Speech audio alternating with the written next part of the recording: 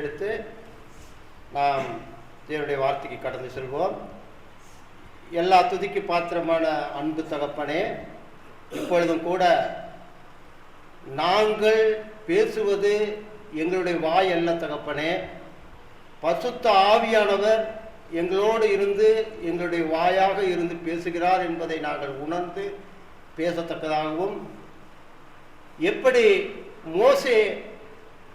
மோசையிடம் தேவன் கேட்கும் பொழுது போக பயந்து அந்த பார்வோன் மாளிகைக்கு போக பயந்து என்னோட கூட ஒரு ஆளை அனுப்பும் என்று சொன்னாரோ, அதுபோல எங்களோடு பரிசுத்த ஆவியானவர் இருந்து பேசுகிறார் என்று நாங்கள் உணர்ந்து பேசவும், இது எங்களுடைய பெருமைப்படுத்த இது அல்ல என்பதையும், எங்களை தாழ்மைப்படுத்தவும், இன்னும் நாங்கள் அதிகமாய் கற்றுக்கொள்ளவும் எங்களுக்கு நல்ல ஞான இருதயத்தை கொடுக்கும்படியாக உடைய சமூகத்தில் ஜெபிக்கிறோம் தகப்பனே. அடியனுக்கு நல்ல நினைவாற்றலை கொடுக்கும்படியாகவும் நல்ல ஞானத்தை கொடுக்கும்படியாகவும் தாழ்மையோடு உடைய சமூகத்தில் இருந்து பேசவும் எனக்கு உதவி செய்யும்படியாக, பேசுகின்ற வார்த்தைகளை கேட்கக்கூடிய ஒவ்வொரு சகோதர சகோதரிகளும் தங்களுடைய இருதயத்தை இந்த ஒரு மணி நேரமாவது உம்முடைய சிந்தனைகள் வைத்து அவர்கள் ஆலோசனை பண்ணவும், இந்த வார்த்தைகளை கேட்டு அதன்படி நடக்கிறவர்களாக இருக்கவும் உதவி செய்யும்படியாக எங்கள் ஆண்டவர் இரட்சகரும் மீட்பரும் குரு ராஜாவுமாய் இருக்கிற ஆண்டவராகிய இயேசு கிறிஸ்து மூலம் தாழ்த்தி ஜெபிக்கிறோம் ஜீவனுள்ள நல்ல பிதாவே.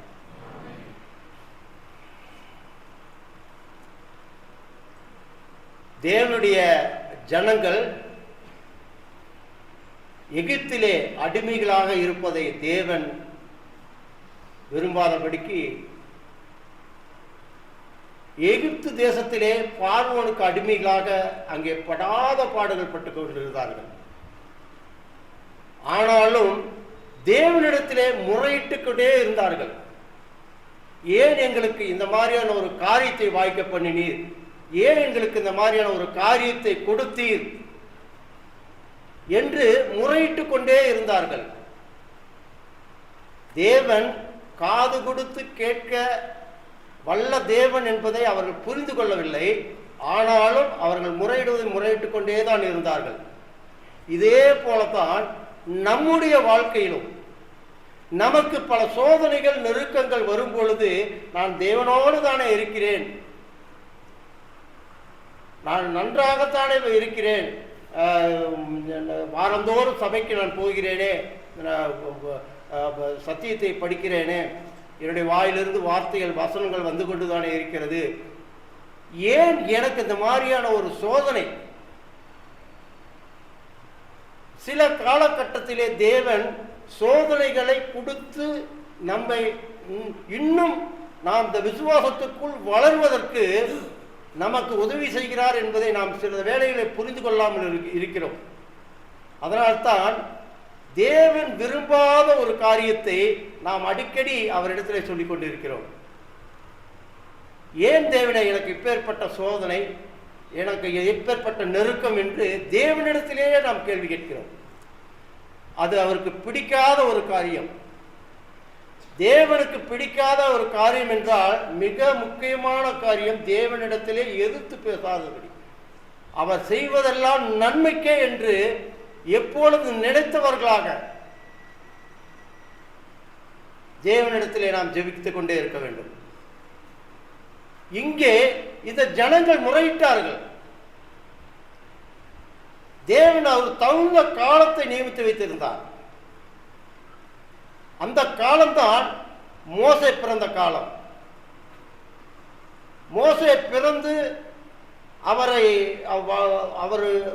அவர் வளரக்கூடிய காலகட்டத்திலே ஆண் மகன்களை வெட்டி போட வேண்டும், இந்த இஸ்ரவேலர்கள் பெருகிக் கொண்டே வருகிறார்கள் என்று பார்வோன் எண்ணினதால் அவன் கட்டளையிட்ட ஆண் மக்களை வெட்டி போடுங்கள் என்று குழந்தை பருவத்திலே இந்த குழந்தை பெற்றோடனே ஆண் குழந்தையாக இருந்தால் அவர்கள் வெட்டி போடுங்கள், பெண் பிள்ளையார்கள் விட்டு விடுங்கள் என்று சொல்லி அவன் ஒரு கட்டளை பிறப்பிக்கிறான்.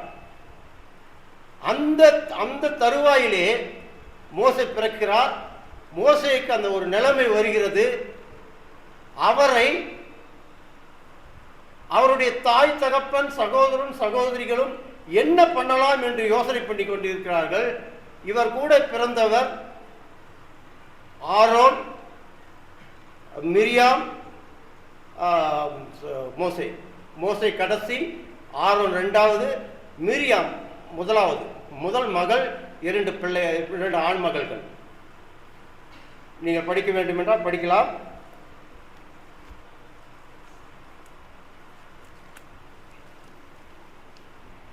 இந்த காலகட்டத்திலே தேவன் மோசேயை எழுப்புகிறார். இந்த மோசேயை தப்பிக்க வைக்கிறதுக்கு என்ன பண்ணலாம் என்று நினைக்கும் பொழுது, மிரியாம் முதல் பெண், ஒரு வளர்ந்த பெண். அதே போல ஆரோன், அவரும் மோசேக்கு ஒரு 3 வயது பெரியவர். ஆனால் எல்லாத்துக்கும் மூத்த மகள் மிரியாம். தாய் தகப்பன்மார் யோசனை பண்ணி கொண்டு இருக்கும் பொழுது, தன்னுடைய சகோதரியே மோசேயை காப்பாற்ற வேண்டும் என்று சொல்லி அவருக்கு ஒரு பேழை மாதிரி, பெட்டகம் மாதிரி செய்து அதை தண்ணியிலே அனுப்புகிறாள். அந்த தண்ணியிலே அந்த பெட்டகம் போகும்பொழுது அது எங்கே போய் சேர்கிறது என்று தண்ணீரிலிருந்து கவனிக்கிறாள். கரெக்டாக அது பார்வோனுடைய சகோதரி கையிலே போய் மாட்டுகிறது. பெரிய திட்டம் இது. இந்த திட்டத்துக்கு யாருமே இந்த மாதிரி யோசனையும் கூட பண்ண முடியாது. கரெக்டாக அதே பார்வோனுடைய அரண்மனைக்கு, பார்வோனுடைய சகோதரி குளித்து கொண்டு இருக்கும் இடத்திலே அந்த அந்த குளியல் அறையில், அந்த குளத்திலே கரெக்டாக அந்த பெட்டகம் போய் சேர்கிறது. அழகான ஒரு ஆண் மகன் அதை கண்டவுடனே அந்த சகோதரி எடுத்து கொஞ்ச ஆரம்பித்து விட்டார். இதை மிரியாம் இங்கிருந்து பார்த்து கொண்டிருந்து ஓடி போய் தன் தாய் தகப்பன் இடத்திலே சொல்லுகிறாள். அந்த டைமில் கூட அந்த பச்சிளம் குழந்தைக்கு தாய்ப்பால் கொடுக்க வேண்டும் அல்லவா? கரெக்டான ஆளே பெத்த தாயே கொடுக்க வேண்டும் அல்லவா? தேவனுடைய திட்டம் பாருங்கள். பெத்த தாயே கொடுக்க வேண்டும் அல்லவா? இதே மிரியாம் அரண்மனையிலே போய் அந்த ராசாத்திட்டே கேட்கிறாள்.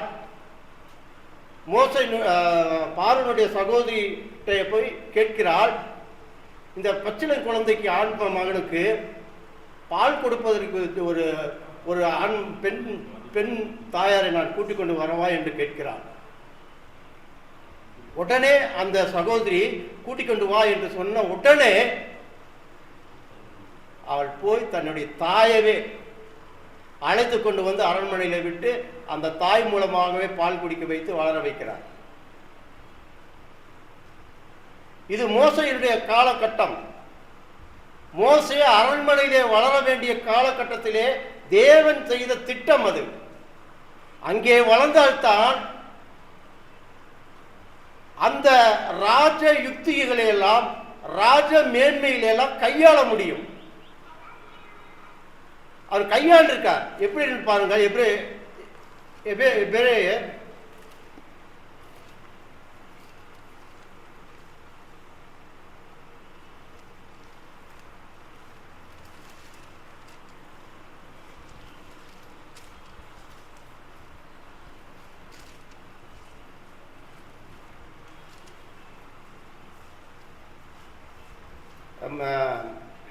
11ஆம் அதிகாரம் 24 படிங்க.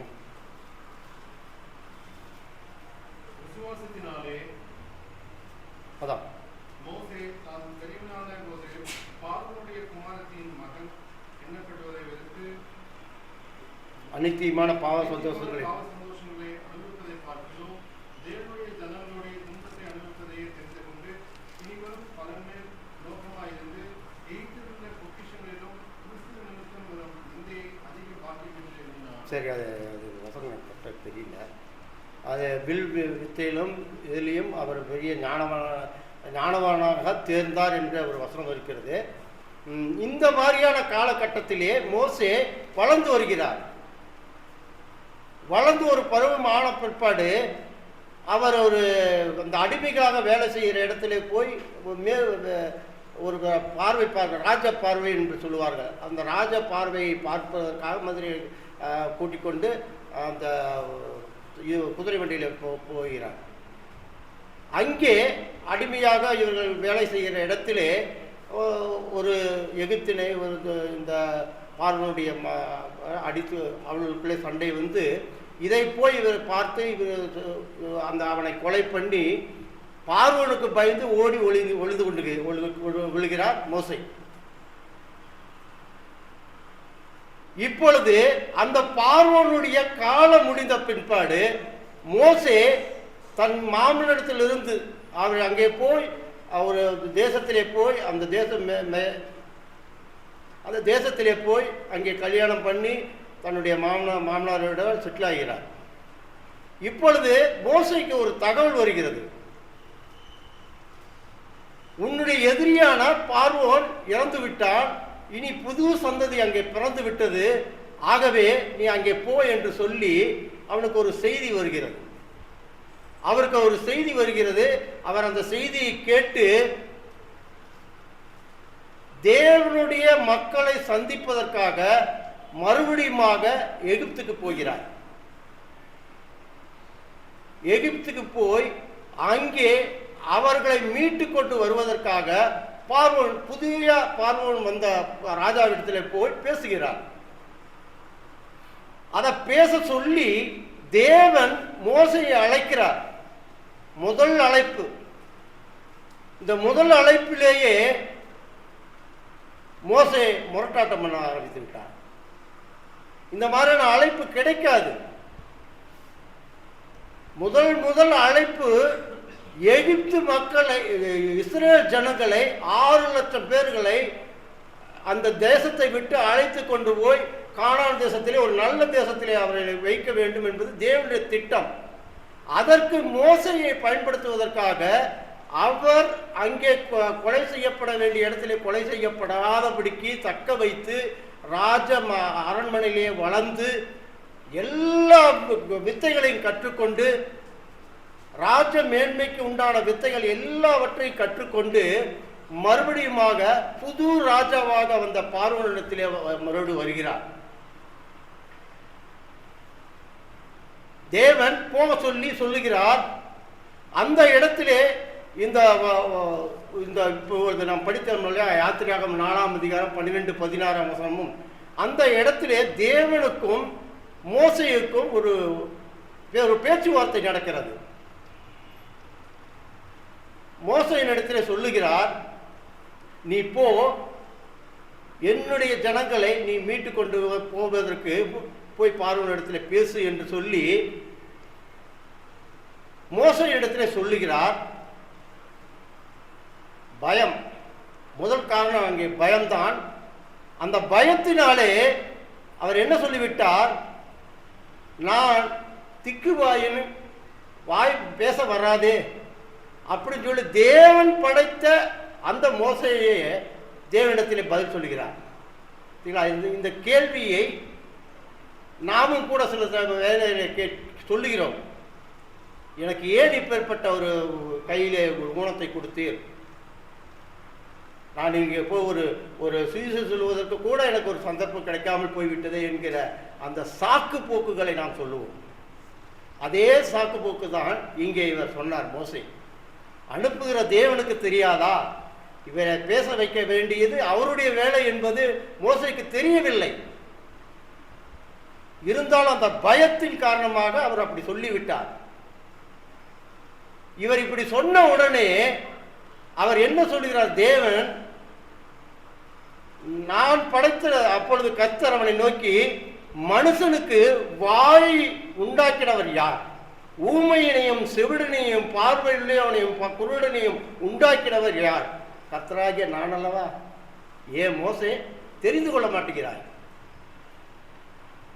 அப்பொழுது மறுபடியும் அவர் இத்தனை காரியத்தையும் சொல்லியும் கூட மோசே மறுபடியும் தடங்கல் செய்கிறார். பெரிய ஊழியம் இது. இந்த ஊழியம் கடைசி வரை இப்போ வரைக்கும் நாம் பேசிக்கொண்டு இருக்கிறோம். இந்த ஊழியத்திற்கு அழைப்பதற்கு முதலே தடங்கள். இந்த ஊழியத்தை அவர் ஏற்றுக்கொள்வதற்கு தேவன் இவருக்கு என்னென்னமோ எல்லா காரியத்தையும் சொன்னார். ஆனாலும் அந்த பயத்தை நிமித்தமாக அந்த பார்வோன் இடத்திலே போய், ஏனென்றால் அவர் வளர்ந்த இடம் அந்த ராஜ மேன்மையான இடத்திலே வளர்ந்தங்காட்டி அந்த இடத்துல போய் நாம் நிற்பதற்கு, கெத்தாக நிற்பதற்கு, அந்த ஜெய்ஜாண்டிக்கா போய் நிற்பதற்கு நான் தகுதி இல்லையே அப்படிங்கிற ஒரு தாழ்வு மனப்பான்மையும் உண்டு. பயம், ராஜாவை பார்த்தாவே பயம் என்கிற அந்த ஒரு உணர்வும் அவரிடத்திலே வந்துவிட்டது. அதனால்தான் அவர் அந்த மாதிரியான பதில் சொன்னார். தேவன் புரிந்து கொண்டு மோசேயின் இடத்திலே மறுபடியும் சொல்கிறார். என்ன சொல்கிறார் பாருங்க. ஆதலால் நீ போ, நான் உன் வாயோடு இருந்து நீ பேச வேண்டியதை உனக்கு போதிப்பேன் என்றார். மறுபடியும் சொல்கிறார், நீ போ, நீ பேச வேண்டியதே உன்னோட வாயிலிருந்து இன்னொருத்தர் பேச போறார். இப்பொழுது நான் இப்ப பேசுறது நான் அல்ல, பரிசுத்த ஆவியானவர் பேசுகிறார். அது மாதிரியாக அவர் சொல்லி அவர் ஆறுதலைப்படுத்தி அனுப்புகிறார். அடுத்த வசனம் படிங்க. அதற்கு அவன், ஆண்டவரே, நீர் அனுப்ப சித்தமாய் இருக்கிற யாரையாயிலும் அனுப்பும் என்று. நாமும் இப்படித்தான். ஒரு ஊழியத்துக்கு செல்ல வேண்டும் என்றால் யாராவது கூட வேணும், நம்ம கூட இருந்தால் தான் நமக்கு தைரியமா போய் சுவிசேஷம் சொல்லலாம். அப்படியெல்லாம் நினைக்கிறதுக்கு காரியமே இல்லை. இந்த சுவிசேஷம் யார் எங்கு வேண்டாலும் தனிமையாக நின்று உரத்த சத்தத்தோடு பேசக்கூடிய ஒரு பெரிய சுவிசேஷம் இது. அவருக்கு ஒரு பயம், அங்க ராஜாட்ட போய் பேசும்போது ஒரு துணை இருந்தா கொஞ்சம் தைரியமா இருக்குமே என்று சொல்லி ஒரு துணையை வேணும் என்று கேட்கிறார். அடுத்த வசனம் 14வது வசனம். அப்பொழுது கர்த்தர் மோசேயின் மேல் கோபம் மூண்டவராகி, இத்தனை வார்த்தைகளை கேட்டுக்கொண்டிருந்த தேவனுக்கு கோபம் வரும் அளவிற்கு மோசே பண்ணிவிட்டார். இத்தனை நாம சொல்லுறமே, வாயாக இருந்து உன்னுடைய வாயிலிருந்து பேச வைக்க போற அப்படின்னு சொல்லிட்டும் கூட மோசே கேட்க மாட்டேங்கிறாரே சொல்லி அவர் மேல் கோபம் அடைந்தவராய், அவருக்கு அந்த கோபம் வந்த உடனே அடுத்து அப்படி படிங்க. லேவியனாகிய ஆரோன் உன் சகோதரன் அல்லவா, அவன் நன்றாய் பேசுகிறவன் என்று அறிவி, அவன் உன்னை சந்திக்க புறப்பட்டு வருகிறான், உன்னை காணும்போது அவன் இருதயம் மகிழும். இங்க பாருங்க, இந்த இடத்துல ஆரோன் புறப்பட வச்சு போட்டு, ஆரோனை புறப்பட வைத்து போட்டு தேவன் இங்கே மோசே இடத்துல சொல்லுகிறார், கோபம் மூண்டவராகி, ஆரோன் உன்னுடைய சகோதரன் அல்லவா, அவன் நன்றாய் பேசுகிறவன் என்பதை எனக்கு தெரியும், உனக்கும் தெரியும், உன்னுடைய கூட பிறந்த சகோதரன் அல்லவா, அவன் உன்னை சந்திக்க புறப்பட்டு வந்து கொண்டிருக்கிறான். இப்படித்தான் தாவீதின் இடத்திலே ஒவ்வொரு இடத்திலையும் தேவன் பேசும் பொழுது, யுத்தம் என்னுடையது, நீ போய் அங்கே நின்று அந்த தேசத்தை உன் கையிலே ஒப்பு கொடுப்பேன் என்று சொல்லுவார். அதேதான் அங்கே நடக்கும். அதே மாதிரி காரியத்தை தான் இங்கே மோசேக்கு ஆரோன் மூலியமாக தேவன் ஆரோன் அனுப்பிவிட்டு மோசேகிட்ட சொல்லுகிறார், இப்போ உனக்கு ஒரு ஆளை அனுப்பிச்சுட்டு உன்னோட சகோதரன் நன்றாக பேசுகிறான் என்று உனக்கு தெரியும் அல்லவா, அவன் உன்னை பார்த்து சந்திக்க புறப்பட்ட ஆசையாய், அந்த இடத்துல இருக்குன்னு நினைக்கிறேன் பாருங்க, அவன் இருதயம் மகிழும், உன்னை காணும் போது அவன் இருதயம் மகிழும். ஏன் அந்த காணும் போது உன் இருதயம் மகிழும் என்ற வார்த்தை வந்திருக்கு தெரியுமா? இவர் எகிப்தியனை கொண்டு போட்டு வேற தேசத்திலே போய் இருந்து 40 வருஷம் கழித்து பிற்பாடு இங்கே சந்திக்கிறார். முதல் சந்திப்பு அவருக்கு, அவர் குழந்தையாக இருக்கும் பொழுது அந்த பெட்டியை செய்து அனுப்பின பொழுது அவரை சந்தித்தது, அதற்கு பிற்பாடு சந்திக்கக்கூடிய சந்திப்பு தான் இந்த சந்திப்பு. அதனால்தான் அவருடைய இருதை உன்னை காணும் போது அவன் இருதயம் மகிழும் என்கிற வார்த்தை இந்த இடத்துல உபயோகப்படுத்தப்பட்டிருக்கிறது. மோசே அரண்மனையிலே வளர்ந்தவர், ஆரோன் குடிசையிலே வளர்ந்தவர். தன் தாய் தகப்பனோடு கஷ்டப்பட்டு வேர்வை சிந்தி உழைத்து வளர்ந்தவர். ஆனால் ராஜ அந்தஸ்தோடு வளர்ந்தவர் மோசே.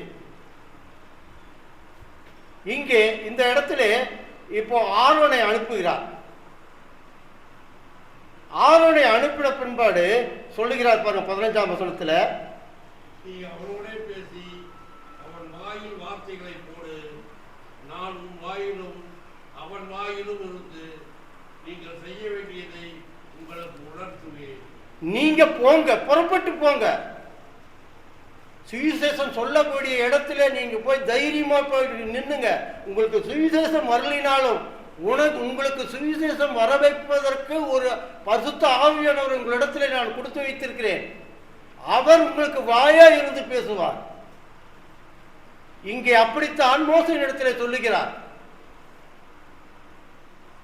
அது இங்கிலீஷில் நல்லா போட்டிருக்கு, மவுத் அண்ட் மவுத்துன்னு போட்டிருக்கு. மவுத் அண்ட் மவுத், அதாவது வாயோடு பேச அப்படின்னு போட்டிருக்கு. அது பார்த்தீங்கன்னா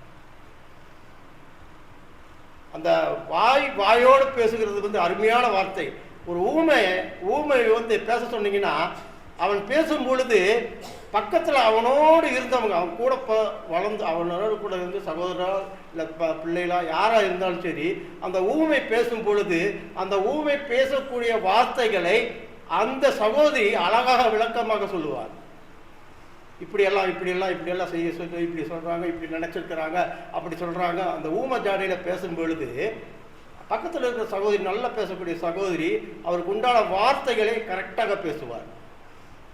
அது மாதிரியாக இந்த இடத்திலே மோசே சொன்ன அந்த வார்த்தைக்காக, அந்த வார்த்தைக்கு இணங்கி தேவன் மோசேக்கு ஒரு தூதுவனாக, மோசேக்கு ஒரு அடியாளாக, ஒரு வார்த்தையாக ஆரோனை அனுப்புகிறார். இங்கே முதல் ஆரோன் சந்திக்கிறார், மோசேயை சந்திக்கிறார், மோசே இடத்திலே சொல்லுகிறார். மோசேக்கு ஒரு சந்தோஷம் வந்து விட்டது. இப்பொழுது போய் பார்வோன் இடத்துல பேசுவதற்கு ஆயத்தமாகி விட்டார்கள். எதற்காக? என்னுடைய ஜனங்களை, இந்த 6 லட்சம் புருஷர்களை நான் காப்பாற்ற வேண்டும், இந்த 6 லட்சம் புருஷர்களை நீ அடிமைத்தனத்திலிருந்து வெளியேற்று என்று பேச வேண்டும். இதை பேசுவதற்காக இங்கே போகிறார்கள். அங்கே போகும் பொழுது, பார்வோனிடத்தில் போகும் பொழுது, பார்வோன் நம்பக்கூடிய வார்த்தைகள் இருக்க வேண்டிய. பார்வோன் இவன் எப்படி இந்த ஜனங்களை நடத்துவான், இவன் எப்படி பெரிய ஒரு பெரிய ஆளா என்கிற ஒரு உணர்வு வரக்கூடாது. அதே போல ஜனங்களுக்கும் இவன் நம்மளை அடிமைத்தனத்திலிருந்து விடுதலை பண்ணி கூட்டிக் கொண்டு போவான் என்கிற அந்த உணர்வு ஜனங்களுக்கும் வர வேண்டும் என்பதற்காக தேவன், அதெல்லாம் பெரிய திட்டம். தேவன் மோசேயின் இடத்திலே ஒரு கோலை கொடுக்கிறார். 17ஆம் வசனம், இந்த கோலையும் உன் கையிலே பிடித்துக் கொண்டு போ, இதனால் நீ அடையாளங்களை செய்வாய் என்றார். இந்த கோலை நீ எடுத்துக்கொண்டு போ. அந்த ஜனங்கள் இப்பொழுது கோலை எடுத்துக்கொண்டார். கோலை எடுத்துக்கொண்டு கோலை எப்பொழுது தேவன் அவரிடத்தில் கொடுத்தாரோ அப்பொழுது தேவனுடைய வல்லமை அவரிடத்தில் இறங்கிவிட்டது என்பதை உணராத மோசே என்ன பண்ணுகிறார்?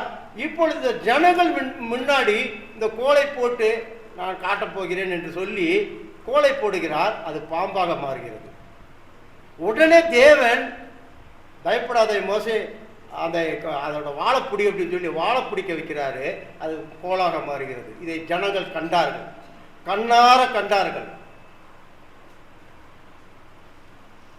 அப்பொழுதுதான் மோசே மீது ஒரு ஒரு உண்மையான ஒரு இதுதான் நம்மளை மீட்டுக்கொண்டு போகிறார் என்கிற அந்த ஒரு இது வந்தது அவர்களிடத்திலே.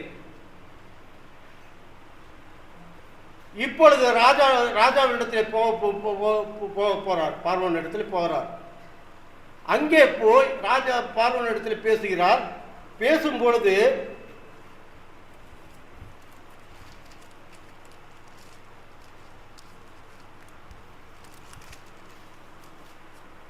முதல் அற்புதத்தை செய்கிறார், 2வது அற்புதத்தை செய்கிறார், 3வது அற்புதத்தை செய்கிறார், 4வது அற்புதத்தை செய்கிறார், 5வது 6 வரைக்கும் செய்கிறார். எல்லாமே செய்வது எல்லாம் தேவன், அதை நடத்தி காட்டுவது ஆரோன். நாம் எல்லோருமே நினைத்து கொண்டிருப்போம், மோசே தான் இந்த அற்புதத்தை செய்தார், மோசே தான் அற்புதத்தை செய்தது தேவன், நடத்தி காட்டினது ஆரோன். நீங்கள் இந்த யாத்திரையாகவும் ஃபுல்லாக படித்தீங்கன்னாவே நல்லாவே தெரியும். கடைசி இது வரைக்குமே எல்லாமே ஆரோன் மூலியமாகவே நடக்கும்.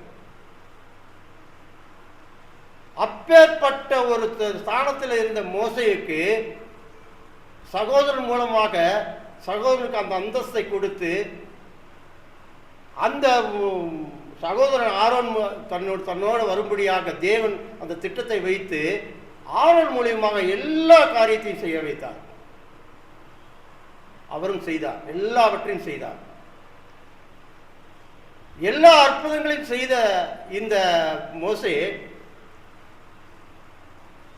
ஜனங்களை மீட்டுக்கொண்டு கடைசியாக மீட்டுக்கொண்டு வரக்கூடிய காலகட்டத்திலே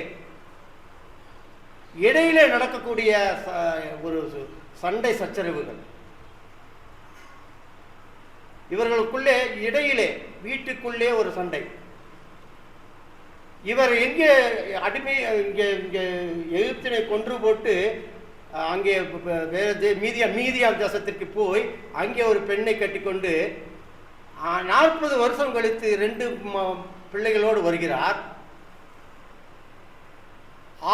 ஆரோனை சந்திக்கிறார். ஆரோனை சந்திக்கும் பொழுது ஆரோனுக்கு 4 மகன்கள்.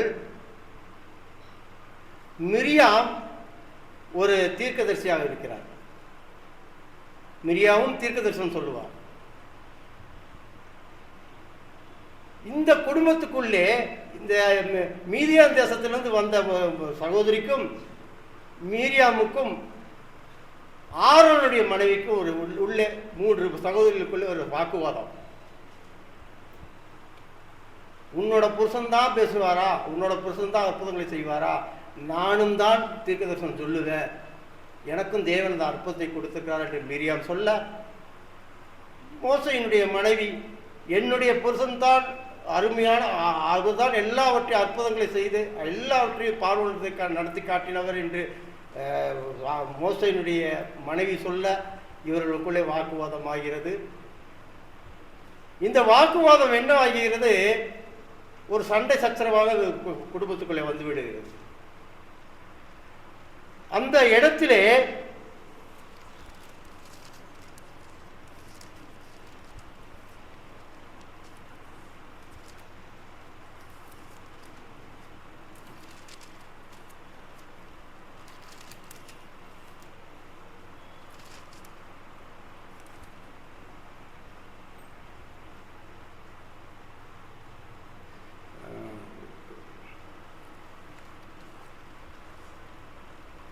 யாத்திராகம் 7:7 படிங்க. 7:7 வந்து பார்வோனோடு பேசும்போது மோசேக்கு அவர்கள் பார்வோனோடு பேசும்போது மோசேக்கு 80 வயதும் ஆரோனுக்கு 83 வயதுமாய் இருந்தது. இவர் சகோதரர்கள் என்பதற்கு ஒரு வார்த்தை. அடுத்ததாக யாத்திரையாகமும் 2ஆம் அதிகாரம் 4ஆம் வசனம் படிங்க. அதற்கு என்ன சம்பவிக்கும் என்பதை அறியும்படி அதன் தமக்கை தூரத்திலே நின்று கொண்டு, தமக்கைன்னா மீரியாம். அடுத்தது 2:7 படிங்க. அப்பொழுது அதன் தமக்கை பார்வோனின் குமாரத்தியை நோக்கி, உமக்கு இந்த பிள்ளை வளர்க்கும்படி எபிரேய ஸ்திரீகளில் பால் கொடுக்கிற ஒருத்தியை நான் போய் உம்மிடத்தில் அழைத்துக் கொண்டு வரட்டுமா என்றார். இப்பொழுது அழைத்துக் கொண்டு வந்து விட்டு விடுகிறார். இதைத்தான் அப்போஸ்தலர் 7ஆம் அதிகாரம் 20ஆம் வசனத்திலே அங்கே பேசும் பொழுது பேசும் பொழுது அங்கே சொல்லுகிறார். 7:20 படிங்க. மோசே பிறந்து திவ்ய சௌந்தரியமுள்ளவனாய் இருந்து 3 மாதங்களும் தன் தகப்பன் வீட்டிலே வளர்க்கப்பட்டான். 7:20 தான் படிச்சீங்க. 23 அவன் வெளியே அவனுக்கு 40 வயதான போது இஸ்ரவேல் புத்திரராகிய தன்னுடைய சகோதரரை கண்டு சந்திக்கும்படி அவனுடைய இருதயத்தின் எண்ணம் உண்டாயிற்று. அடுத்தது 24. அப்பொழுது அவர்களில் ஒருவன் அநியாயமாய் நடத்தப்படுகிறதை அவன் கண்டு அவனுக்கு துணை நின்று எகிப்தினை வெட்டி துன்பப்பட்டவனுக்கு நியாயம் செய்தான். 25. தன்னுடைய கையினாலே தேவன் தங்களுக்கு ரட்சிப்பை தருவார் என்பதை தன்னுடைய சகோதரர் அறிந்து கொள்வார்கள் என்று அவன் நினைத்தான். அவர்களோ அதை அறியவில்லை. அவர்களோ அதை அறியவில்லை.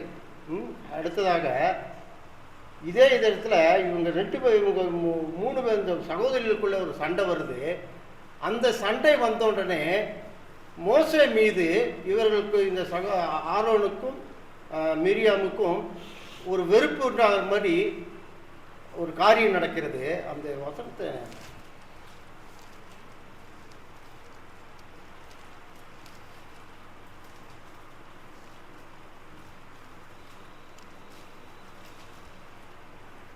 ஆரோனின் சகோதரியாகிய மீரியாம் என்னும் தீர்க்கதரிசியானாலும் தன் கையிலே தம்பூரி எடுத்துக்கொண்டால் சகல ஸ்திரீக்களும் அவளும் ஒரு பின்னே புறப்பட்டு போனான்பட்டிருக்கு. அடுத்தது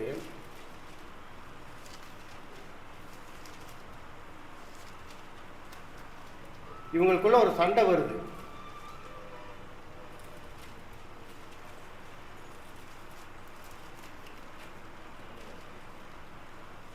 எடுத்தவங்க பிடிங்க.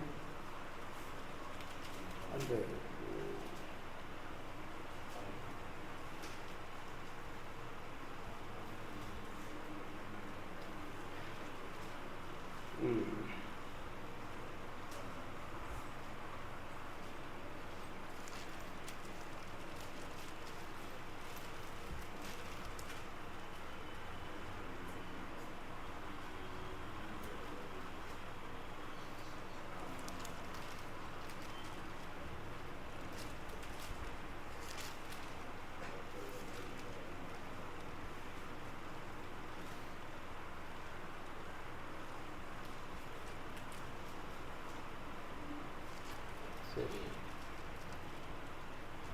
இதுதான் முதல் அவருக்கு பாவம் செய்வதற்கு ஆரோன் பாவம் செய்த இடம்.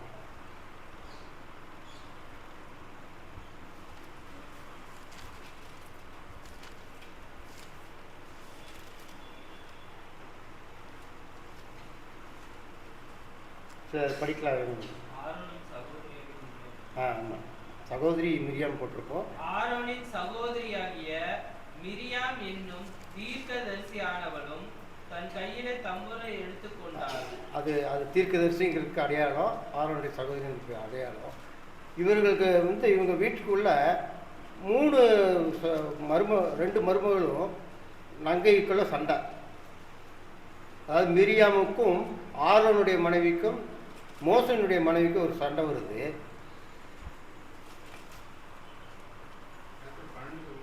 12 6:12 படிங்க.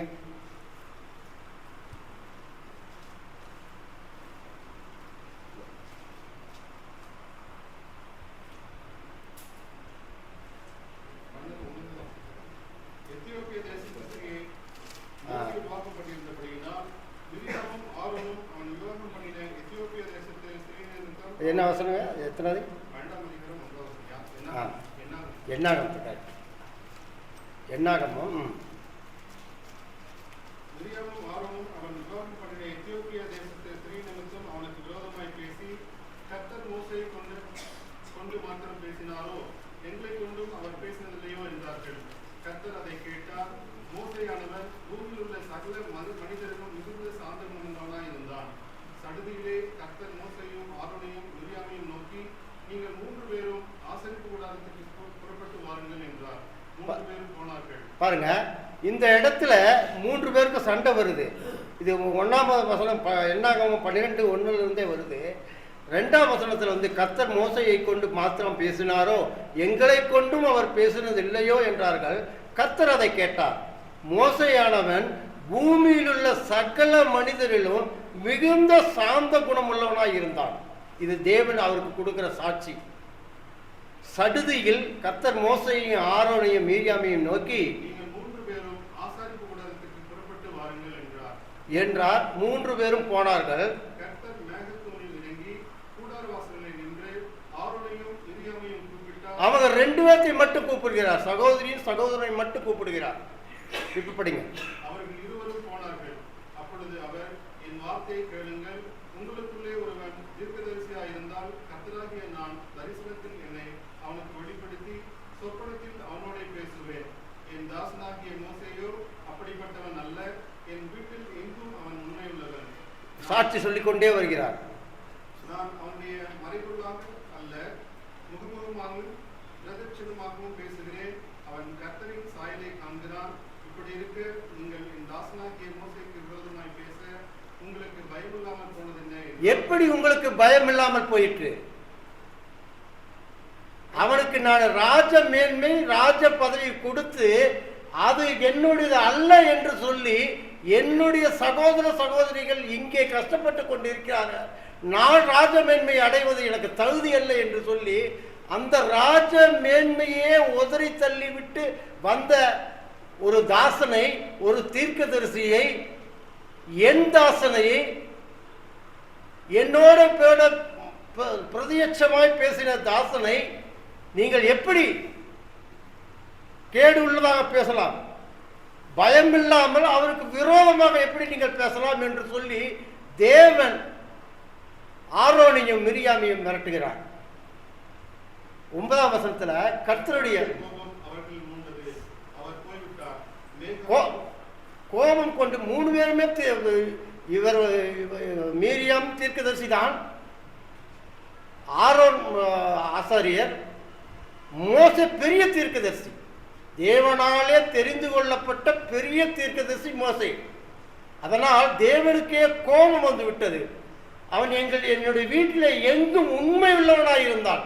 அந்த உண்மை என்பது தேவனிடத்திலிருந்து வர வேண்டும்.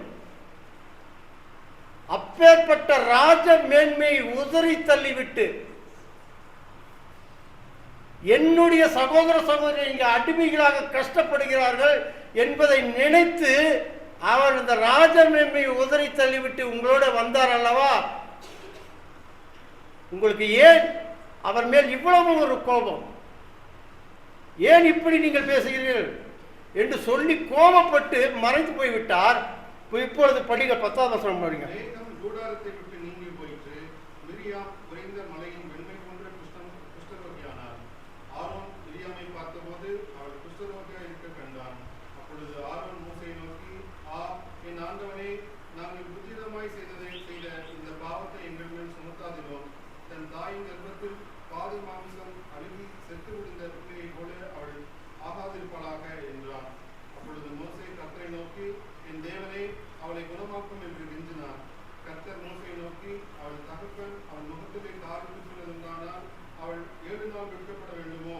அதுபோலவே அவள் 7 நாள் பாளையத்துக்கு புறமே விளைக்கப்பட்டிருந்து சேர்த்துக்கொள்ளப்பட்டவள். பாருங்க, இந்த இடத்துல ஆரோனும் தான் மோசே மேல் கோபப்பட்டார், மிரியாமும் கோபப்பட்டார். ஆனால் தேவன் 2 பேரையும் கூட்டிக் கொண்டு போய் 2 பேர் மேல் கோபம் உண்டவராக அந்த இடத்திலிருந்து விலகிவிட்டார் என்று நாம் படிக்கிறோம். பரிசுத்த ஆவியானவர் அவர்களிடத்திலிருந்து எடுத்துக்கொள்ளப்பட்டது. அவர்களுக்கு கொடுத்த அந்த தீர்க்க தரிசன வார்த்தைகளை அவரிடத்திலிருந்து எடுத்துக்கொண்டு விட்டார் என்பதைத்தான் தேவன் அவரை விட்டு விலகி சென்று விட்டார் என்று வார்த்தை போட்டிருக்கிறது. எவ்வளவு ஒரு வேத வல்லுநர்கள் நுட்பமாக இதை எழுதியிருக்கிறார்கள் என்பதை பாருங்கள். பரிசுத்த ஆவியானவர் மூலமாக எழுத வைத்திருக்கிறார் என்பதை பாருங்கள். அந்த இடத்திலே மிரியாம் பேசினார், ஆரோனும் கோபம் கொண்டார். ஆனால் சாபக்கேடு வந்தது மிரியாமுக்கு, அந்த குஷ்டரோகம் வந்தது மிரியாமுக்கு. ஏன் ஆரோனுக்கு வரவில்லை? யாராவது தெரிஞ்ச ஆண் மக்கள் இருந்தால் சொல்லுங்க. ஏன் ஆரோனுக்கு அந்த குஷ்டரோகம் வரல? கரெக்டாக சொல்லுங்க. கரெக்டாக சொன்னீங்கன்னா கரெக்டாக படிக்கணும், நம்ம வேத படிக்கணும்னு தெரிஞ்சுக்கலாம். ஏன் ஆரோனுக்கு அந்த இடத்துல குஷ்டரோகம் வரல? நீங்கள் படித்ததே தான், இப்போ படிங்க அதே இடத்துல 11ஆம் வசனம் படிங்க. அப்பொழுது நிறுத்தி நிதானமாக படிங்க. அப்பொழுது ஆரோன் மோசேயை நோக்கி, என் சகோதரனே என்று சொல்லாதபடிக்கு, என் சகோதரனே, உடன் பிறந்த சகோதரன், தம்பி, ஏடா இப்படி பண்ணிட்ட அப்படின்னு கேட்டிருக்கலாம். அந்த இடத்துல அவரோட தாழ்மை குணமும் அவருடைய ஆசாரியத்தை அந்த இடத்துல காட்டியிருக்கிறார். என்ன நுட்பமாக அதை எழுதி கையாண்டு இருக்கிறார் என்பதை பரிசுத்த ஆவியானவர் கையாண்டு இருக்கிறார் என்பதை படித்து பாருங்கள். 11ஆம் வசனம் மறுபடியும் படிங்கள். அப்பொழுது ஆரோன் மோசேயை நோக்கி, என் ஆண்டவனே, என் தம்பியே ஏன் இப்படி பண்ணிவிட்டார் என்று கேட்கவில்லை. அங்கே ஆவிக்குரிய ரீதியாக ஆரோன் அங்கே யோசனை பண்ணினார். உடனே ஆரோன் புரிந்து கொண்டு உடனேயே மோசே என்று சொல்லாதபடிக்கு, என் ஆண்டவனே, நாங்கள் புத்தியிடமாய் செய்த இந்த பாவத்தை எங்கள் மேல் சுமத்தாதிரும் என்று மோசே இடத்திலே கெஞ்சுகிறார். தன் சகோதரிடத்திலே ஒரு மூத்த சகோதரன் கெஞ்சுகிறார். ஏன் இப்பேற்பட்ட காரியத்தை செய்து? அந்த இடத்திலே தேவன் எப்பொழுது இவர் வாயை திறந்து ஆரோன் என் ஆண்டவனே என்று தேவனிடத்திலே பேசுவது போல மோசையிடத்தில் பேசினாரோ, அப்பொழுது அவர் பேசின அந்த மோசைக்கு விரோதமாக பேசின காரியம் மன்னிக்கப்பட்டு விட்டது. இது நீங்க வீட்டில் போய் நிதானமா படிச்சு பார்த்தீங்கன்னா நல்லாவே தெரியும். இந்த 12ஆம் வசனம் முழுவதுமாக படித்த மீரியாம் பாளையத்தில் 7 நாள் கொண்டு போய் புறம்பு வச்சு விடுவாங்க. வச்சுட்டு அப்புறம் வந்து குஷ்ணரோகத்துக்காக தேவனிடத்தில் முறையிடி தேவனிடத்தில் மோசையை முறையாடி அவர் வந்து வேண்டுதல் செய்வார். அந்த குஷ்ணரோகம் விலகி போய்விடும். இந்த இடத்திலே ஆரோன் செய்த காரியத்திற்கு தேவன் ஆரோனுக்கும் அந்த காரியத்தை கொடுத்திருக்கலாம். ஆனால் அடுத்த நிமிடமே தன்னை தாழ்த்தி கொண்டு தேவனிடத்தில் கெஞ்சி பேசியிருக்கிறார். மோசையை தேவனாகவே நினைத்து என் ஆண்டவனே, நானும் தானே மதியீனமாக இந்த காரியத்தை செய்து விட்டேன், மன்னித்துங்க அப்படின்னு சொல்லி தன்னுடைய தாழ்மை குணத்தை மோசையின் மூலமாக தேவனிடத்தில் தெரியப்படுத்தினார். அப்பொழுதே தேவன் அந்த மன்னிப்பை கொடுத்தார். அந்த மன்னிப்பை தேவன் அப்பொழுதே ஆரோனுக்கு கொடுத்தார். இது முதல் காரியம், இவர் பண்ணின முதல் காரியம். அறிவுபூர்வமாக உணர்ந்து பரிசுத்த ஆவியானவர் நம்மோடு இருக்கிறார் என்பதை ஆரோன் உணர்ந்து செய்த காரியத்தில் முதல் காரியம். தன் வீட்டுக்குள்ளே நடந்த காரியத்தில் இது முதல் காரியம். இரண்டாவது காரியம், இவர்களை எல்லாம் விடுதலை பண்ணி கொண்டு இவரை சுற்றி கொண்டு மோசே போய் மலையின் மீது ஏறி போய் அந்த கட்டளையை வாங்கி கொண்டு வருவதற்காக மோசே இவர்களை கூட்டிக் கொண்டு போய் மலையின் அடிவாரத்தில் நிறுத்தி அந்த சீனாய் மலையிலே போய் ஏறி போய் அங்கே போய் நின்று கொண்டு தேவனிடத்திலே மண்டியிட்டு தேவனிடத்திலே பேசிக்கொண்டு இருக்கிறார். அங்கே பேசிக்கொண்டு இருக்கும் பொழுது நான் பேசிக்கொண்டிருக்கிறேன். நான் பேசிக்கொண்டு இருக்கும்போது இடையில ஒரு சலசலப்பு வந்துன்னா இப்போ எனக்கு டிஸ்டர்ப் ஆகாம ஆகாதா? ஆகும்ல. நீ பேசிக்கொண்டு இருக்கும் பொழுது நான் ஒரு முக்கியமான சப்ஜெக்டை உங்களுக்கு சொல்லிக் கொண்டு இருக்கும் பொழுது இங்கே நீங்களே உங்களுக்குள்ளே எல்லாம் பேசிக்கொண்டு இருந்தீங்கன்னா ஒரு சலசலப்பு ஆகும் இல்லையா? அந்த மாதிரியான சலசலப்பு மோசேக்கும் தேவனுக்கும் அங்கே எட்டியது. என்ன சலசலப்பு? மோசே, நீ இங்கே என்னிடத்தில் வந்து பேசிக்கொண்டிருக்கிறார், நான் உனக்கு கட்டளையை கொடுக்க போகிறேன், இப்பொழுது உனக்கு இந்த நியாயப்பிரமாணத்தை உனக்கு கொடுக்க போகிறேன். என்னமோ கீழே சண்டை போட்டு கொண்டிருக்கிறானுங்க, என்னமோ சலசலப்பு. தேவனுக்கு தெரியும் அங்கே என்ன நடக்குதுங்கிறது, தேவனுக்கு தெரியும். அங்கே சண்டையோ சலசலப்பு நடக்குது, நீ உடனே கீழே இறங்கிப்போ அப்படிங்கிறார். மோசே அவசரமாக கீழே இறங்கி கொண்டு வருகிறார். இங்கே அவர் வருவதற்குள்ளாகவே ஆரோனை தொந்தரவு பண்ணி இந்த ஜனங்கள் ஆரோனிடத்திலே எங்களை வழிநடத்துவதற்கு மோசே இனி தகுதியானவன், அவன்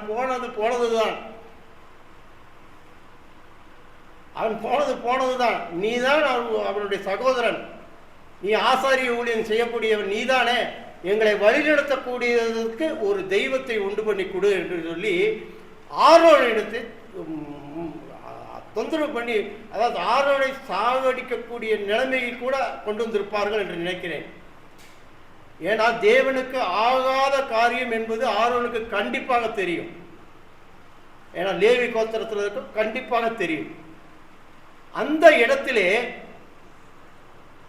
இவர்களுடைய தொந்தரவு தாங்க முடியாதபடிக்கு ஆரோன் சரிப்பா நீங்கள் சொல்கிற மாதிரி நானும் செஞ்சிடறேன் அப்படின்னு சொல்லி போட்டு இவர் என்ன பண்ணுகிறார், உங்களிடத்துல இருக்கிற தங்கத்தை எல்லாம் கொண்டு வாங்க, எல்லா தங்கத்தையும் கொண்டு வாங்க, நான் ஒரு தெய்வத்தை உண்டு பண்ணி கொடுக்குறேன்னு சொல்லி போட்டு லேவி கோத்திரத்தில் இருக்க ஆசாரிய ஊழியம் செய்கிறவர்கள் சிலை வழிபாடு செய்கிறதுல வல்லவர்கள்,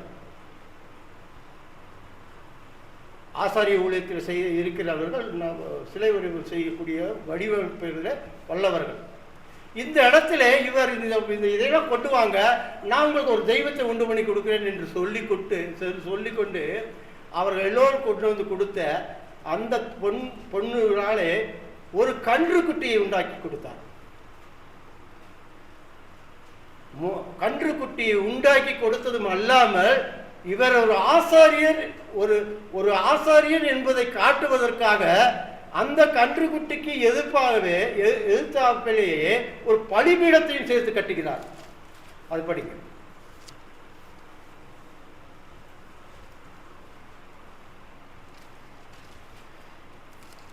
இந்த இடத்துல அதை போட்டு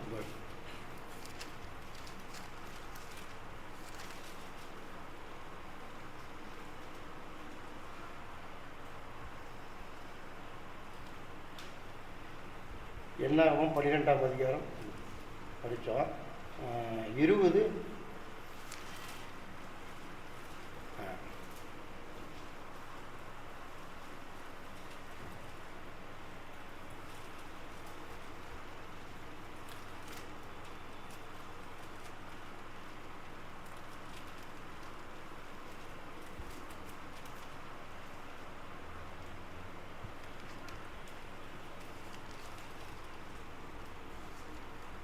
சரி, அந்த கன்றுக்குட்டியை செய்து கொடுத்தோன்னே மோசே அங்கே தேவன் மோசையை அனுப்புகிறார். மோசே அவசரமாக கீழே வந்து பார்க்கும் பொழுது இவர்கள் படிங்க 20-23 படி.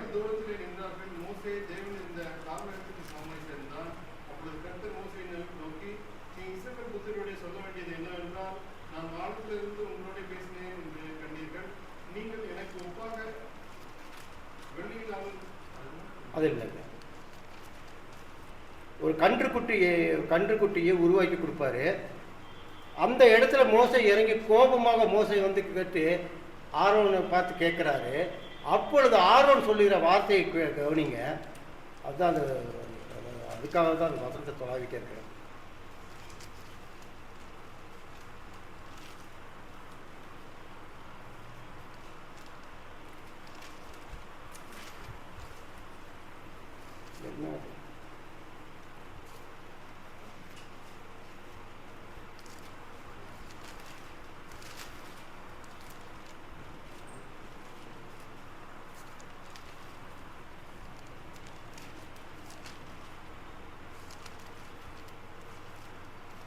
எடுத்தீங்கன்னா படிக்கலாம், படிங்க எடுத்தீங்க.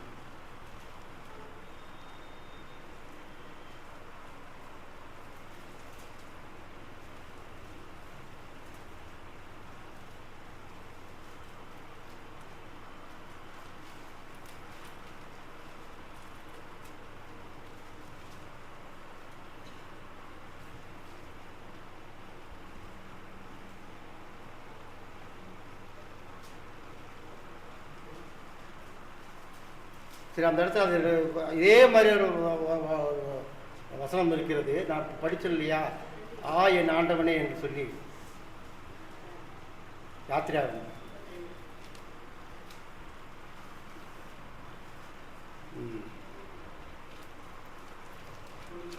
பாருங்க இருங்க. 21 படிங்க, 32 21 படிங்க.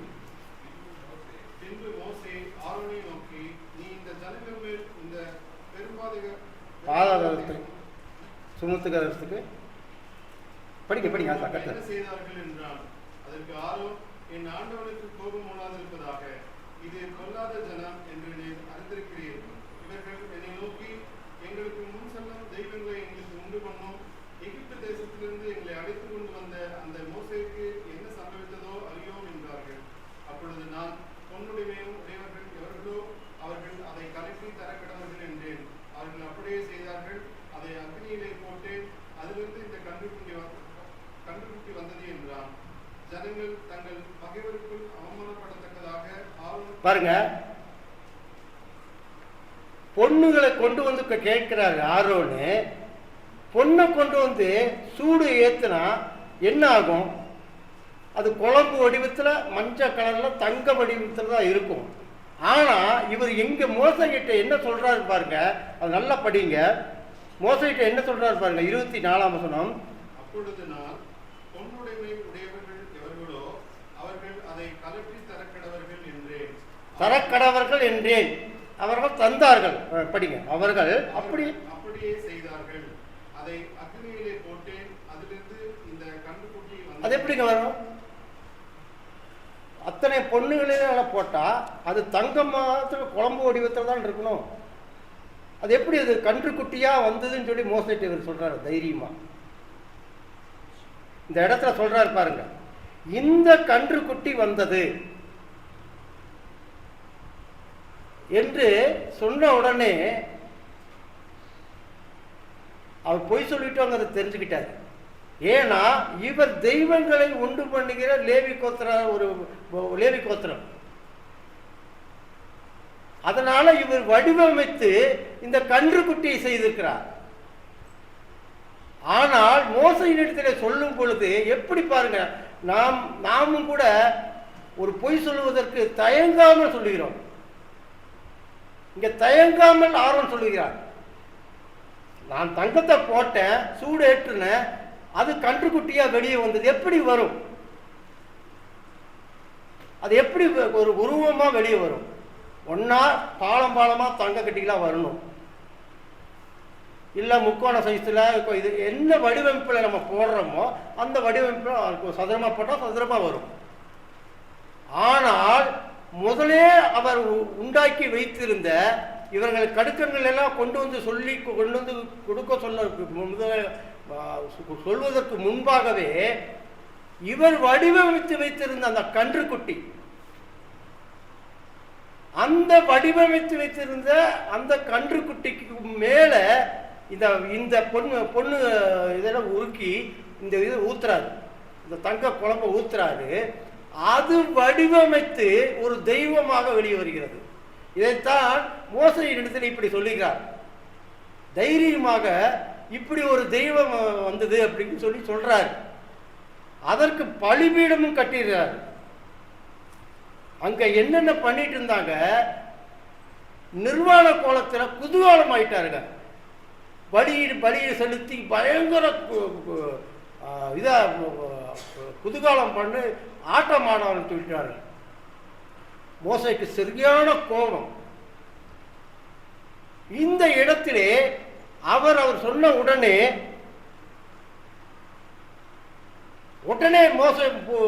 மோசே லேவி கோத்திரத்தை சேர்ந்த தேவனிடத்தில் சேர்ந்தவர்கள் எத்தனை பேர்களோ அந்த இடத்துல வரும் பாருங்க. அது படிங்க.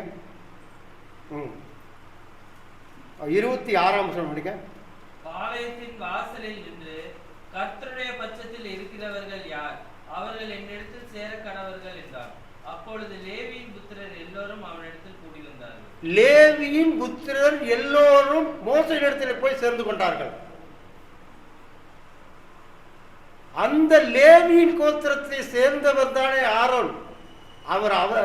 இந்த லேவி கோத்திரத்தார் எல்லாரும் போய் சேர்றதுக்கு முன்னாடியே ஆரோன் போய் மோசை பக்கத்தில் போய் நின்றுட்டார். அதை நல்லா படிச்சு பாருங்க.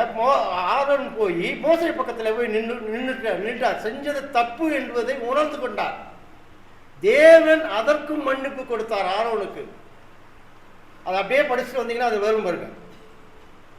அந்நாளைய ஜனங்கள் ஏறக்குறைய 3000 பேர் விழுந்தார்கள். கர்த்தர் இன்றைக்கு உங்களுக்கு ஆசீர்வாதம் அளிக்கும்படி இன்றைக்கு நீங்கள் அவனால் தன் மகனுக்கு சகோதரனுக்கு விரோதமாக இருக்கிறார், கர்த்தருக்கு உங்களுக்கு பிரதிஷ்டை பண்ணுங்கள் என்று மோசே சொல்லி இருந்தார். இந்த இடத்திலே மோசே போய் மறுபடியும் தேவனிடத்திலே போய் நியாயப்பிரமாணத்தை வாங்குவதற்கு போகும் பொழுது அவர்களுக்காக வேண்டுதல் செய்கிறார். அவர்களுக்காக போய் வேண்டுதல் செய்கிறார். 34ஆம் வசனம் படிங்க. 33 படி 33. அப்பொழுது கர்த்தர் மோசேயை நோக்கி, எனக்கு விரோதமாய் பாவம் செய்தவன் எவனோ அவன் பேரை என் புஸ்தகத்திலிருந்து திருப்பி போடுவேன். இப்பொழுது நீ போய் நான் உனக்கு சொன்ன இடத்துக்கு ஜனங்களை அழைத்து கொண்டு போ. என் தூதனானவர் உனக்கு முன் சொல்லுவார். ஆகிலும் நான் விசாரிக்கும் நாளில் அவர்களுடைய பாவத்தை அவர்களிடத்தில் விசாரிப்பேன் என்றார். பாருங்க, இந்த இடத்துல பாவம் செய்திருக்கிறாரு. ஆரோனும் செய்துதான் செய்தார் பாவம். அந்த பொய் சொல்லும்போது நல்ல அழகு வடிவத்தில் பொய்ய சொன்னார் மோசையின் இடத்துல. அந்த கன்றுக்குட்டி இப்படி வந்தது என்று பொய்யை சொல்லி விட்டு உடனே யூகித்து விட்டார். ஐயோ, நான் பொய்யா உண்மையை மறைச்சு பேசிக்கிட்டேனே அப்படின்னு மறைச்சு பேசிய உடனே மோசை பக்கத்தில் போய் நின்றுக்கிட்டாரு. என்ன நடக்க போகுதுங்கிறது தெரிஞ்சு உணர்ந்து போனாரா என்ன தெரியல. அதுதான் பரிசுத்த ஆவியானவர் நம்மிடத்தில் இருக்கிறார் என்பதை உணர்ந்து கொள்வது. இந்த இரண்டாவது தவறையும் செய்கிறார். பெரிய பாவம் அவர் செய்தது. இந்த பாவம், இந்த பாவம் செய்யும் பொழுதே அவர் உணர்ந்து உடனே மன்னிப்பு. எப்படி தாவீது அங்கே வந்து தீர்க்கதரிசியானவர் போய் சொல்லுகிறாரோ, உரியா மனைவி பசுவேலை வந்து இவர் கெடுத்து விட்டோன்னு அங்கே வந்து நாத்தான் மேல் போய் சொல்லும் பொழுது தாவீது ராஜ மாளிகையிலே இருந்து ராஜ மாடத்தில் உட்கார்ந்த தாவீது அந்த நாத்தான் மேல் சொல்லும் பொழுது சட்டுன்னு கீழே விழுந்தான். விழுந்து மண்டிட்டு மன்னிப்பு கேட்டான். இதை செய்தவன் நான், எனக்கு என்ன தண்டனை வேணாலும் கொடுங்கன்னு சொல்லி உடனே மன்னிப்பு கேட்டார். அந்த மன்னிப்பை தேவன் தாவீதுக்கு கொடுத்தார். அதே மாதிரி இந்த இடத்திலேயும் ஆரோனுக்கு அந்த மன்னிப்பை கொடுத்தார். ஆரோன் செய்த பாவத்துக்கு வெட்டி போட்டிருக்கணும். ஜனங்கள் எல்லோரும் 3000 பேர் அந்த இடத்துல வெட்டி போடுறது, அதில் ஆரோன் ஒருவராகத்தான் இருந்திருக்க வேண்டும். ஆனால் ஆரோனை தேவனிடத்திலே ஆரோன் அந்த இது அன்பை வைத்திருந்ததுனாலே தேவன் ஆரோனை விட்டுவிட்டார். இதே காரியத்தை மகன்கள் செய்கிறார்கள். அவருக்கு 4 மகன்கள். ஆரோனுக்கு 4 மகன்கள். அந்த மகன்கள் லேவியராகமம் 10ஆம் அதிகாரம் 1-2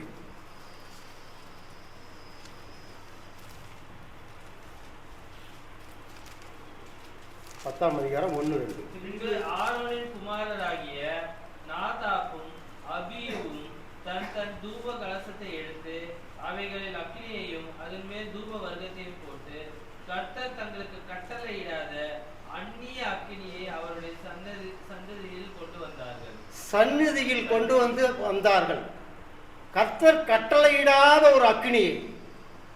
அங்க அவர் என்ன சொன்னாரோ அதற்கு இந்த ஆசாரிய ஊழியம் செய்யக்கூடிய இந்த 4 பேரிலே இந்த 2 பேர் அபிதாயும் நாதாபும் அபியும்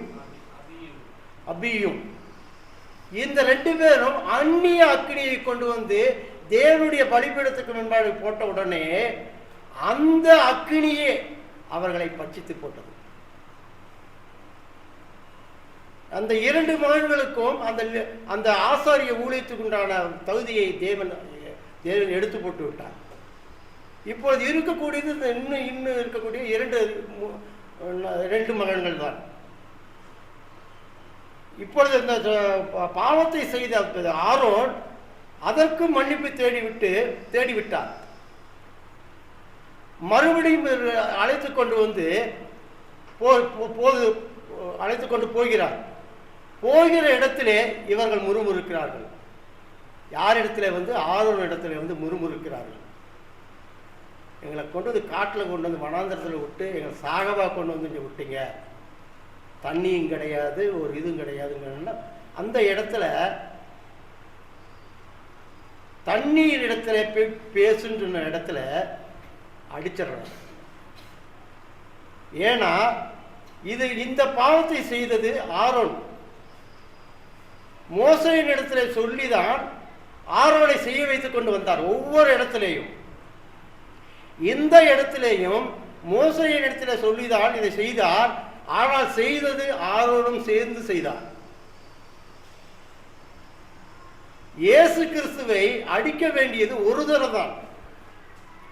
அடித்து நொறுக்கப்பட்டு ஆணிகளால் சிலுவையிலே அறையப்பட்டு உயிர் தெழ வேண்டும் அது என்பது அந்த ஒரு தரம் தான்.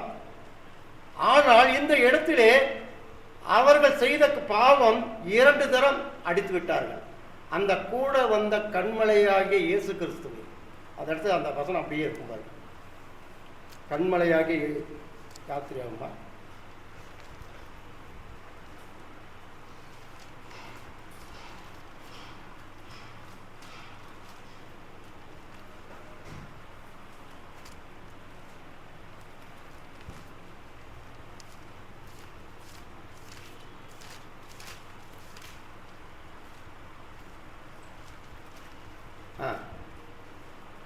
என்னாகும் 20ஆம் அதிகாரம்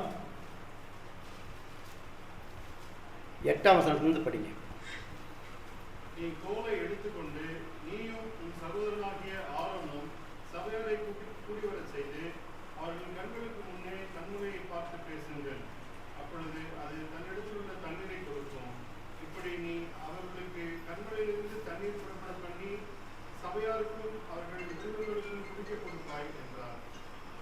அப்பொழுது மோசே தனக்கு கர்த்தர் கட்டளையிட்டபடியே கர்த்தருடைய சந்நிதியிலிருந்து கோலை எடுத்தான். மோசேயும் ஆரோனும் சபையாரை கண்மலைக்கு முன்பாக கூடிவர செய்தார்கள். அப்பொழுது மோசே அவர்களை நோக்கி, கலகக்காரரே கேளுங்கள், உங்களுக்கு இந்த கண்மலையிலிருந்து நாங்கள் தண்ணீர் புறப்பட பண்ணுவோமோ என்று சொல்லி தன் கையை ஓங்கி கண்மலையை தன் கோடினாலும் 2 தரம் அடித்தான்.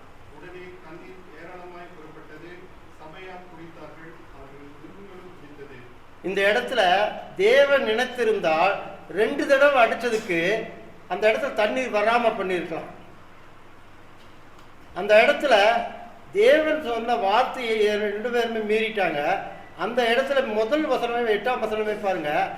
அந்த இடத்துல நீ கோலை எடுத்துக்கொண்டு நீயும் உன் சகோதரனாகி ஆரோனும், ஏனென்ற ஆதியிலிருந்தே கூட மோசே பேச வேண்டிய காரியம் பூரா ஆரோன்கள் செய்து கொண்டு வந்தார். இந்த இடத்திலேயும்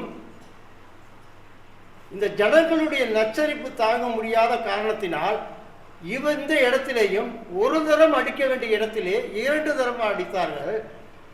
அடித்தது யாரை என்றால் கண்மலையாகிய இயேசு கிறிஸ்துவை.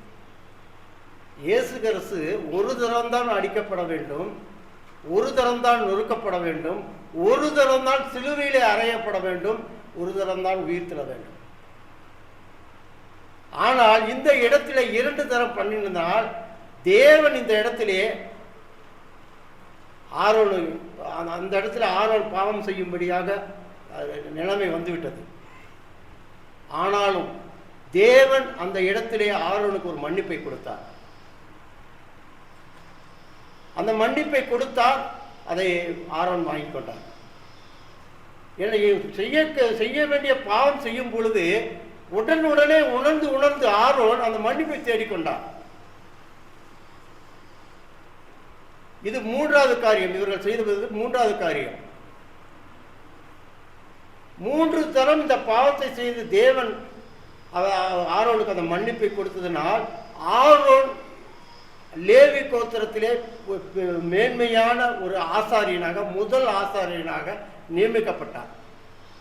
அதற்கு ஆரோனுக்கு பிற்பாடு, ஆரோன் இறந்த பிற்பாடு அவருடைய 2 மகன்களுக்கு அந்த பாக்கியம் கிடைத்தது. அந்த லேவி கோத்திரத்துக்கு அந்த பாக்கியம் கிடைத்தது. ஆரோன் இப்பேற்பட்ட ஒரு மேன்மையை அடைந்தவர். அந்த மேன்மையை உடையவர்களாகிய நாமும் கூட, ஆசாரிய ஊழியம் செய்யக்கூடிய நாமும் கூட, நாம் செய்வது ஆசாரிய ஊழியம். அதை நீங்கள் மறந்துடக்கூடாது. அதை நீங்கள் மறுபடியும் நினைப்படுத்துகிறார். 1 பேதுரு 2ஆம் அதிகாரம் 9ஆம் வசனம் படிங்க. நம்ம செய்யக்கூடியது என்ன ஊழியங்கிறத நீங்கள் படிங்க. 1 பேதுரு 2ஆம் அதிகாரம் 9ஆம் வசனம். நீங்களோ உங்களை அந்தகாரத்தில் நின்று நம்முடைய ஆச்சரியமான ஒளியிலிருந்து வரவழைத்தவருடைய புண்ணியங்களை அறிவிக்கும்படிக்கு தெரிந்து கொள்ளப்பட்ட சந்ததியாயும் ராஜரீகமான ஆசாரிய கூட்டம். ராஜரீகமான ஆசாரிய கூட்டம் நாமம். இந்த ராஜரீகமான ஆசாரிய கூட்டத்தை தேவன் நமக்கு நியமித்து கொடுத்திருக்கிறார். இந்த மேன்மை நாம் இழந்துவிடக்கூடாது. அதனால்தான் ஆரோன் அந்த மேன்மையை இழந்துவிடக்கூடாது என்பதற்காகத்தான் உடனுடனே மன்னிப்பை தேடிக்கொண்டார். நாமும் அப்படித்தான். பெரிய ஒரு ஆசாரியராக இருந்த அந்த ஆரோனுக்கே பாவம் செய்வதற்குண்டான தூண்டுதல் வந்தது.